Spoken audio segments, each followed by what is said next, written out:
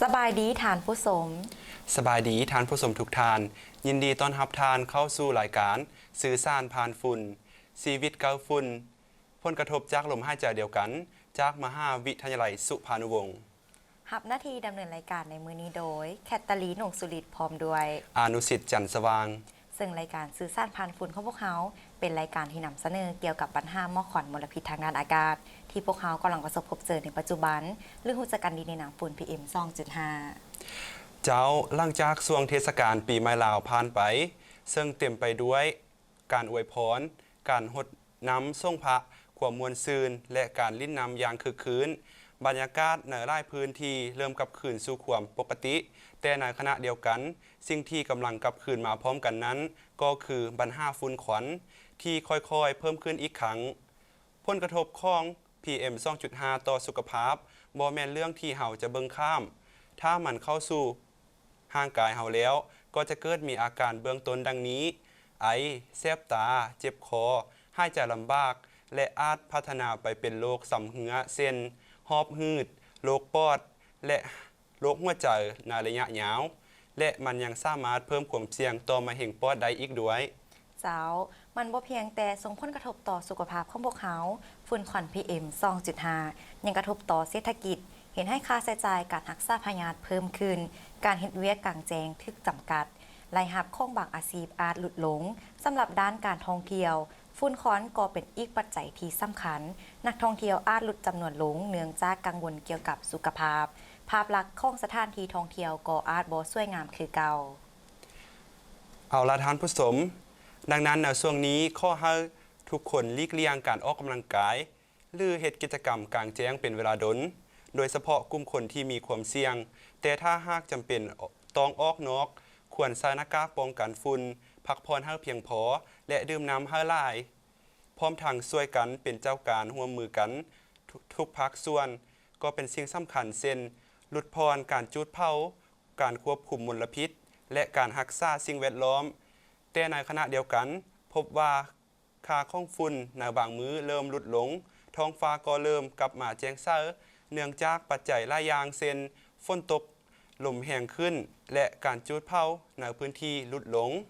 สาวต่อไปเราไปเบิ่งการรายงานเกี่ยวกับกรมอุตุนิยมและอุทกศาสตร์เกี่ยวกับพยากรณ์อากาศในช่วงนี้พยากรณ์อากาศประจำวันที่22เมษายน2026เวลา 12:04 โมงแลงขออภัย 5-6 โมงแลงมวลอากาศร้อนยังปกคลุมอยู่ทั่วทุกภาคของประเทศลาวโดยกำลังปานกลางสมทบกับกระแสลมตะวันตกเฉียงใต้พัดปกคลุมภาคใต้และกระแสลมพัดปกคลุมภาคเหนือลง5ภาคกลางซึ่งจะเห็นให้อากาศยังจะร้อนร้อนเอาอยู่ทั่วไปและอากาศจะร้อนเอาล่าในตอนบ่ายอยู่บางท้องถิ่นพร้อมจะมีฝนตกฟ้าห้องฟ้าเหลื่อมในระดับคอย5ปานกลางและจะมีลมพัดแรงอยู่บางท้องถิ่นในแต่ละภาคซึ่งว่าแขวงลงพะบางของพวกเขาอุณหภูมิสูงสุดอยู่ที่40องศาและต่ำสุดอยู่ที่33องศามีฝนตกฟ้าห้องฟ้าเหลื่อมเนื้อที่การปกคลุมของฝนเท่ากับ 15% ดังนั้นข้อแจ้งเตือนถึงประชาชนบรรดาเผ่าองค์การปกครองและองค์การจัดตั้งทุกภาคส่วนจงมีสติระมัดระวังต่อสภาพอากาศร้อนเอาหลายซึ่งจะเห็นให้เกิดมีอัคคีภัยมีผลกระทบต่อสุขภาพของผู้เฒ่าและเด็กน้อยโรคลมแดดพร้อมนี้ให้หลีกเลี่ยงกิจกรรมกลางแจ้งเป็นเวลาดนซึ่งในระยะนี้อาจจะเห็นให้เกิดมีฟ้าห้องฟ้าเหลื่อมฟ้าผ่ามักเห็บตกและลมพัดแห้งอยู่บางท้องถิ่นขอให้ติดตามข่าวพยากรณ์อากาศจากกรมอุตุนิยมและอุทกศาสตร์อย่างต่อเนื่องเจ้าข้อขอบใจข้อมูลจากกรมอุตุนิยมและอุทกศาสตร์เกี่ยวกับพยากรณ์อากาศในช่วงนี้ต่อไปเป็นการรายงานสถานการณ์ฝุ่นควัน PM 2.5 อยู่ในบรรดา8แขวงภาคเหนือซึ่งเป็นข้อมูลจาก IQAir ประจำวันที่22เมษายนภาพอินโฟกราฟิกที่ทุกท่านกำลังเห็นณตอนนี้คือการจัดอันดับ8แขวงภาคเหนือเริ่มต้นด้วยแขวงที่มีทัศนีคุณภาพสูงกว่าหมู่ได้แก่แขวงล่วงน้ำถามีทัศนีคุณภาพสูงสุดอยู่ที่170 AQI ต่อมาแขวงอุดมไซมีทัศนีคุณภาพอยู่ที่166 AQI แขวงลงพะบางมีทัศนีคุณภาพอยู่ที่164 AQI แขวงบ่อแก้วและแขวงพงษาลีมีค่าทัศนีคุณภาพเท่ากันอยู่ที่160 AQI แข วงสัญญาบุรีมีค่าดัชนีคุณภาพอยู่ที่155 AQI แขวงเสียงขวางมีค่าดัชนีคุณภาพอยู่ที่125 AQI แขวงสุดท้ายแมนแขวงหัวผันมีค่าดัชนีคุณภาพอยู่ที่101 AQI ซึ่งอยู่ในระดับส่งผลกระทบต่อสุขภาพปริมาณฝุ่นควัน PM 2.5 จากบรรดา8แขวงภาคเหนือแขวงหลวงน้ำท้ามีปริมาณค่าฝุ่นควัน PM 2.5 สูงกว่าหมู่อยู่ที่83ไมโครกรัมต่อเมตรกรแขวงอุดมไซมีปริมาณค่าฝุ่นอยู่ที่76ไมโครกรัมต่อเมตรกรแขวงหลวงพะบางมีปริมาณค่าฝุ่นอยู่ที่74ไมโครกรัมต่อเมตรกรต่อมาแม่นแขวงบ่อแก้วและแขวงพวงสาลีมีค่าปริมาณค่าฝุ่นเท่ากันคืออยู่ที่68ไมโครกรัมต่อเมตรกรแขวงสัญญาบุรีมีปริมาณค่าฝุ่นอยู่ที่61ไมโครกรัมต่อเมตรกรแขวงเสียงขวางมีปริมาณค่าฝุ่นอยู่ที่45ไมโครกรัมต่อเมตรกรและแขวงสุดท้ายแขวงหัวพันมีปริมาณค่าฝุ่นอยู่ที่35ไมโครกรัมต่อเมตรกรซึ่งเว้าได้เลยว่าอยู่ในเกณฑ์ที่ดี5ปานกลางต่อไปเป็นการรายงานปริมาณฝุ่นควัน PM 2.5 อยู่ที่นครหลวงพะบางในช่วงระหว่างวันที่22 เมษายน 2026 จากข้อมูล AQI พบว่าในวันจันทร์ที่20 เมษายน มีปริมาณฝุ่น PM 2.5 อยู่ที่84ไมโครกรัมต่อเมตรกรวันอังคารที่21 เมษายน มีปริมาณค่าฝุ่นอยู่ที่85ไมโครกรัมต่อเมตรกรและวันพุธที่22 เมษายน มีปริมาณค่าฝุ่นอยู่ที่74ไมโครกรัมต่อเมตรกรค่าฝุ่นที่กวดพบถือว่ายังอยู่ในระดับปานกลางส่วนดัชนีคุณภาพอากาศหรือ AQI ของนครหลวงพะบางในวันที่20 เมษายน มีค่าดัชนีคุณภาพอากาศอยู่ที่171ไมโครขออภัยมีค่าดัชนีคุณภาพอยู่ที่171 AQI ต่อมาวันที่21 เมษายน มีค่าดัชนีคุณภาพอยู่ที่172 AQI และวันที่22 เมษายน มีค่าดัชนีคุณภาพอยู่ที่164 AQI ในช่วงนี้ค่าฝุ่น PM 2.5 ในหลายพื้นที่มีแนวโน้มดีขึ้นอย่างชัดเจนเนื่องจากสภาพอากาศที่เริ่มดีขึ้นฝนตกช่วยสะล้างฝุ่นออกจากอากาศแต่ถึงว่าค่าฝุ่นจะดีขึ้นพวกเขาก็บ่ควรประมาทและควรป้องกันตนเองอย่างต่อเนื่องเจ้าอย่างได้ก็ตามมลพิษบางส่วนบ่ได้มาจากภายในประเทศเท่านั้นแต่ยังมาจากประเทศใกล้เคียงจากการติดตามข้อมูล ASMC หรือศูนย์เชี่ยวชาญด้านกรมอุตุนิยมวิทยาแห่งอาเซียนช่วยให้ประเทศในอาเซียนหูทันสภาพควันไฟป่าและมลพิษที่อาจจะข้ามพรมแดนท่านผู้ชมในระยะ7 มื้อที่ผ่านมานับตั้งแต่วันที่16-22 เมษายน 2026สถานการณ์หมอกควันในภูมิภาคลุ่มแม่น้ำคองยังคงอยู่ในระดับที่ต้องเฝ้าระวังอย่างต่อเนื่องจากการประเมินแนวโน้มของ ASMC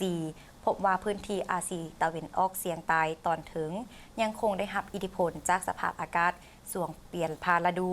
ซึ่งเป็นช่วงที่ลมอ่อนและมีความแปรเปลี่ยนสูงในช่วงเวลาดังกล่าวพบว่าจุดความร้อนในบางพื้นที่ของภูมิภาคโดยเฉพาะบริเวณตอนถึงของเมียนมาและพื้นที่ภูเขาทางตอนเหนือของประเทศลาวซึ่งเป็นปัจจัยสำคัญที่ส่งให้เกิดการสะสมข้อภัยซึ่งเป็นปัจจัยสำคัญที่ส่งให้เกิดการสะสมของหมอกควันในบางช่วงเวลาและสามารถลอยข้ามพรมแดนไปยังประเทศเพื่อนบ้านได้เป็นระยะชาวอาราทานผู้ชมสภาพอากาศโดยรวมยังบ่เอื้ออำนวยต่อการกระจายตัวของมลพิษทางอากาศยังมีประสิทธิภาพเนื่องจากกระแสลมระดับพื้นอย่างอ่อนและทิศทางลมยังมีความบ่แน่นอนขณะที่ฝนฟ้าคะนองที่เริ่มปรากฏในบางพื้นที่ยังมีลักษณะกระจายตัวเฉพาะจุดเฮ็ดให้บ่สามารถลดความเข้มของฝุ่นละอองได้อย่างทั่วถึงอย่างได้ก็ตามในช่วงหลายอาทิตย์มีแนวโน้มว่าความชื้นในบรรยากาศจะเพิ่มขึ้นสูงและเริ่มมีฝนฟ้าคะนองไล่ขึ้นในบางพื้นที่ซึ่งอาจช่วยบรรเทาสถานการณ์หมอกควันได้บางส่วนและโดยรวมอย่างถือว่าเป็นส่วนต้องติดตามสถานการณ์ต่อไปซึ่งภาพอินโฟกราฟิกที่ท่านกำลังเห็นอยู่คือการรายงานสภาพข่าวอากาศของวันที่23 เมษายนสังเกตเห็นได้ว่าสภาพอากาศแห้งแล้งในพื้นที่ส่วนใหญ่ของอาซีในภาคเหนือของประเทศลาวและประเทศเวียดนามกวดพบจุดความร้อนกระจายตัวในแต่ละจุดในภูมิภาคแม่น้ำคองเห็นได้ว่าหมอกควันระดับปานกลางหน้าแน่นในบางส่วนของประเทศเมียนมาและประเทศไทยภาคเหนือและภาคใต้ของประเทศลาวและภาคเหนือของประเทศกัมพูชา ยังพบกลุ่มควันเล็กน้อยจากจุดความร้อนที่กวดพบในภาคใต้ของประเทศไทยและภาคกลางของภูมิภาคแม่น้ำคองบ่สามารถระบุสถานการณ์จุดความร้อนและหมอกควันได้อย่างชัดเจนซึ่งหน่วยงานที่เกี่ยวข้องยังคงแนะนำให้ประชาชนในพื้นที่เสี่ยงโดยเฉพาะบริเวณภาคเหนือของไทยลาวภาคกลางและภาคเหนือรวมถึงพื้นที่ใกล้เคียงติดตามค่าคุณภาพอากาศอย่างต่อเนื่องและหลีกเลี่ยงกิจกรรมกลางแจ้งในช่วงที่ค่าฝุ่นมีแนวโน้มสูงขึ้นและนี่คือการรายงานสภาพอากาศจาก ASMC หรือศูนย์เชี่ยวชาญด้านกรมอุตุนิยมวิทยาแห่งอาเซียนเอาละทานผู้ชมระยะต่อไปพวกเราจะให้ทุกทานมาเรียนรู้เกี่ยวกับฝุ่นให้หลายขึ้นรวมทางการรับมือกับระยะความรู้สู้ฝุ่น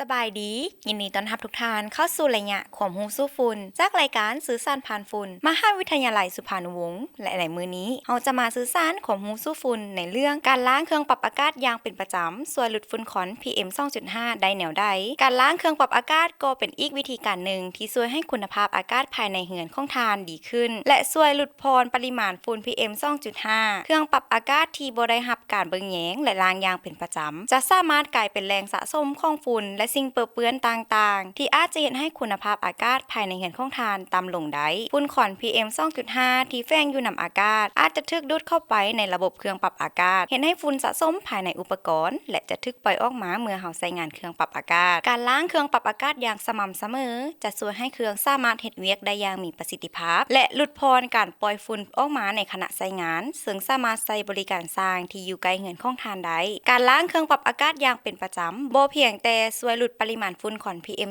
2.5 แต่มันยังช่วยให้อากาศภายในเรือนของท่านสดชื่นค่าไฟและยืดอายุการใช้งานเครื่องปรับอากาศได้ดนยิ่งขึ้นเว้ารวมแล้วการล้างเครื่องปรับอากาศอย่างเป็นประจำถือเป็นวิธีหนึ่งที่สำคัญในการลดพรปริมาณฝุ่น PM 2.5 นอกจากนั้นยังช่วยให้อากาศบริสุทธิ์และสดชื่นอีกด้วยในตอนหน้ารายละเอียดของหูสู้ฝุ่นจะมานำเสนอการเลือกใส่หน้ากากอนามัยในการป้องกันฝุ่นควัน PM 2.5 อย่าลืมรับชมรายการของพวกเราได้ในตอนต่อไป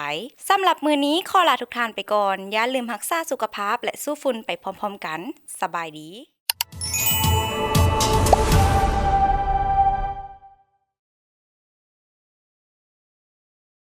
ที่ผ่านไปนั้นก็คือระยะของหูสู้ฝุ่นผ่านรายการสื่อสารผ่านฝุ่นจากทางมหาวิทยาลัยสุภานุวงศ์ฐานผู้ชมไฟไหม้ป่าและหมอกควันภัยคมขู่ต่อชีวิตและสิ่งแวดล้อมในระยะเดือนมีนา 5 เดือนเมษาของทุกๆปีสาธารณรัฐประชาธิปไตยประชาชนลาวต้องประเสริญกับปัญหาที่สำเฮือและทวีความรุนแรงขึ้นอย่างต่อเนื่องนั่นคือวิกฤตการไฟไหม้ป่าที่มาพร้อมกับฝุ่นละออง PM 2.5 เจ้าปัญหานี้บ่แม่นเรื่องไกลตัวอีกต่อไปเพราะมันได้ส่งผลกระทบเป็นวงกว้างทางด้านสุขภาพเศรษฐกิจสังคมและระบบนิเวศวิทยาต้นเหตุของปัญหาเป็นย่างไฟจึงไหม้ป่าเชื่องว่าสภาพอากาศที่ร้อนเอาและแห้งแล้งจะเป็นปัจจัยเสริมแต่จากการเก็บกำข้อมูลสถิติพบว่าหลายกว่า 90% ของการเกิดไฟไหม้ป่าแม้นเกิดจากการกระทำของมนุษย์โดยมีจุดประสงค์หลักดังนี้การทางป่าเพื่อเฮ็ดให้การนำไส้ไฟป่าเพื่อความสะอาดเนื้อข้อภัยเพื่อทำความสะอาดเนื้อที่ดินก่อนฤดูกาลปลูกฝังโดยคาดการเฮ็ดแนวป้องกันไฟที่หัดกุมและได้มาตรฐานการล่าสัตว์การจุดปลาเพื่อให้สัตว์ป่าแล่นออกมาหรือเพื่อให้หญ้าปงใหม่สำหรับดึงดูดสัตว์ให้มากินในเขตลาการเก็บกู้เครื่องป่าข้องดงเซนการจูดเพื่อให้เห็ดปงหรือเพื่อเห็ดให้เนื้อทีปลาลงสามารถย่างเข้าไปเก็บเครื่องป่าได้สะดวกความประมาทการก่อไฟป่าและบ่มอดสนิทหรือการทิ่มก้นยาสูบสะสายในเขตป่าแห้งเจ้าเอาละท่านผู้ชมผลกระทบอันตรายภัยพิบัติที่ร้ายกว่าควันไฟ 1. ด้านสุขภาพภัยเงียบจาก PM 2.5 ควันไฟจากการจุดป่าประกอบด้วยฝุ่นละอองขนาดน้อย PM 2.5 ที่สามารถซึมเข้าสู่ปอดและกระแสเลือดได้โดยกงผลกระทบระยะสั้นเฮ็ดให้เกิดอาการแสบตาคันข่ายตามผิวหนังไอเจ็บคอและหายใจฝืดผลกระทบระยะยาวเพิ่มความเสี่ยงต่อการเป็นพยาธิหัวใจพยาธิปอดอุดกันสำเหือและมะเร็งปอด กลุ่มเสี่ยงผู้ขออภัยกลุ่มเสี่ยงเด็กน้อย ผู้สูงอายุและแม่หญิงถือผาแม่นกลุ่มที่ได้รับผลกระทบหุนแหงที่สุด 2. ด้านสิ่งแวดล้อมและระบบนิเวศ การสูญเสียชีวนานาพันธุ์สัตว์ป่าหลายชนิดสูญเสียที่อยู่อาศัยและแหล่งอาหาร สัตว์บางชนิดอาจถึงขั้นสูญพันธุ์จากการถูกไฟคอก ดินเสื่อมโทรมความร้อนทำลายจุลินทรีย์และแร่ธาตุในดินเฮ็ดให้ดินแข็งและเสื่อมสภาพส่งผลเสียต่อการปลูกฝังในระยะยาว ภาวะโลกร้อน การจุดป่าปล่อยก๊าซเหือนแก้วในปริมาณมหาศาลเฮ็ดให้อุณหภูมิโลกสูงขึ้นและเกิดภัยแห้งแล้งที่หุนแหง 3. ด้านเศรษฐกิจและการท่องเที่ยว การท่องเที่ยวสุดโทรมหมอกควันปกคลุมแหล่งท่องเที่ยวสำคัญเฮ็ดให้ทัศนียภาพบ่สวยงามและนักท่องเที่ยวลดลงอย่างเห็นได้ชัด การคมนาคม ทัศนวิสัย การขับขี่ต่ำเพิ่มความเสี่ยงต่ออุบัติเหตุทางบกและส่งผลกระทบต่อความปลอดภัยของเที่ยวบิน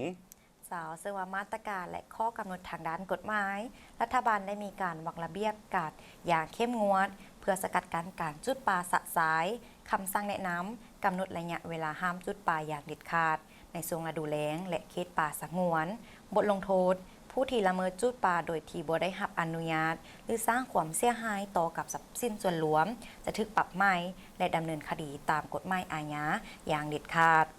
การป้องกันและแก้ไขพันธะของทุกคน เพื่อฟื้นฟูอากาศบริสุทธิ์และป่าไม้ที่เขียวงาม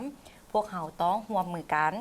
ชาวเกษตรกรหันมาใช้วิธีการไถกบ หรือนำสิ่งเศษเหลือทางด้านเกษตรมาเฮ็ดเป็นฝุ่นบ่มแทนการจุดทำลาย การสร้างแนวป้องกันไฟ หากมีความจำเป็นต้องใช้ไฟในคงเขตที่ได้รับอนุญาต ต้องเฮ็ดแนวป้องกันไฟให้กว้าง และมีเวรยามเฝ้าระวังอย่างใกล้ชิด การมีส่วนร่วมของสังคม หากพบเห็นเหตุการณ์ไฟไหม้ป่าหรือบุคคลที่ลักจุดป่า ให้รีบแจ้งอำนาจการปกครอง หรือเจ้าหน้าที่ที่เกี่ยวข้องโดยด่วน การป้องกันตนเอง ในช่วงที่มีค่าฝุ่น PM 2.5 สูง ควรใส่ผ้าอัดปากอัดดัง มาตรฐาน N95 และหลีกเลี่ยงการเฮ็ดกิจกรรมกลางแจ้ง เจ้า การปกปักรักษาป่าไม้บ่แม่นหน้าที่ของเจ้าหน้าที่เพียงฝ่ายเดียว แต่แม่นพันธะของพลเมืองลาวทุกคน